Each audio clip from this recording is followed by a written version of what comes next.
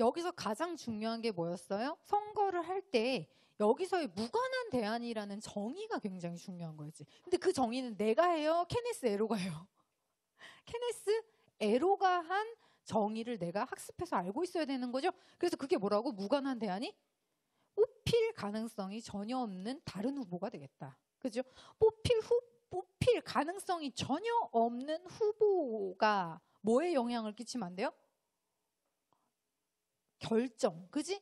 결정에 영향을 끼치면 막 이걸 막 뒤바꿔버리고 이러는 상황이 되면 안 되겠다라고 해서 선생님 저번 주에 그 읽어줬지? 그 상황. 부시랑 고어랑 둘이 했는데, 그지? 중간에 누가 한 명 껴갖고 2% 표 가져갔는데 그것 때문에 엘고어가 뽑혀야 되는데 엘고의 표를 가져가가지고 누가 당선됐어?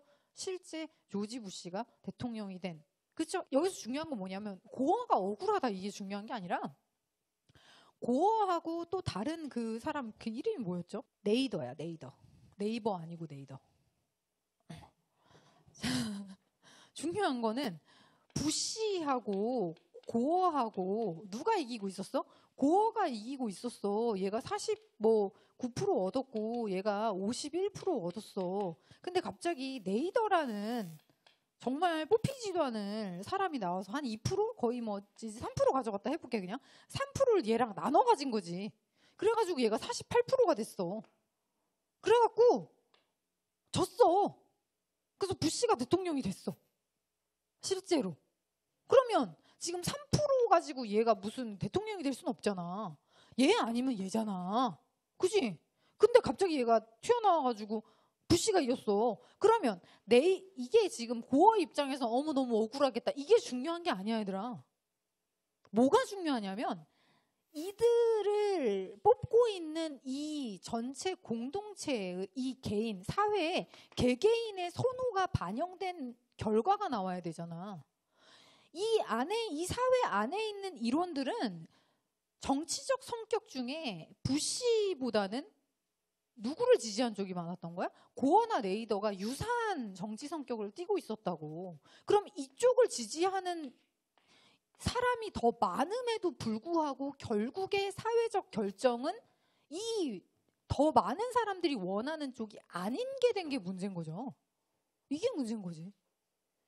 엘고어 입장에서도 그렇긴 하고 여러 가지로 그다지 민주적이거나 합당하지 못하다라는 생각이 들게끔 된다고요. 그래서 이 IIA가 무관한 대안으로부터의 독립성이 지켜지는 상황에서의 결과가 좀 더 바람직하다라고 보는 거죠. 누가? 케네스 에로가.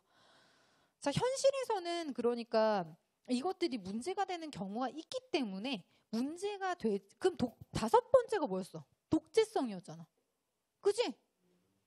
독재성이 실제로 있을 때도 있었잖아. 우리나라도 독재 정권이 있고 실제 현실에 있을 수 있잖아. 그러니까 그거는 별로 바람직한 게 아니니까 독재가 있으면 안 돼요. IIA가 지켜지지 않으면 별로 바람직하지 않으니까 IIA가 지켜지는 상황이어야만 해요. 그죠? 그 다음에 이행성이나 완비성이 없으면 또 결정이 되지 않으니까 그럴 수도 있잖아. 그러니까 그런 게 또 꼭 충족돼야 돼요. 이런 것들 바람직한 의사결정이 갖추어야 할 조건 5가지를 케네스 에로가 이야기를 하고 이 5가지가 한꺼번에 충족되는 경우가 있는지를 수학적인 공식에 의해서 계산을 해봤더니 없더라.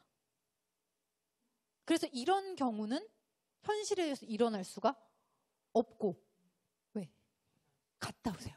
이상적인 경우 이건 굉장히 우리가 바라는 이상적인 물운동 같은 거고 실제는 그게 안 된다는 거죠. 그래서 이것의 이름이 뭐라고 붙었다? 케네스 에로의 불가능성 정리라고 이름이 붙었다 그랬죠. 자, 그러면 케네스 에로는 수학을 사용해서 사회학에서 이야기하는 그죠? 그리고 경제학에서 이야기하는 이런 바람직한 의사결정이 되는 경우가 현실에서 불가능하다라는 것을 정리했어요. 그러면 이 불가능성의 정리의 의의는 뭐죠? 그것도 그럴 수 있어. 또 어떤 것이 사회적 결정 합의 방법에 의해서 어떤 결정이 되었다 하더라도 나머지 것들에 대해서 존중하는 마음을 좀 가져야 된다라는 거겠죠.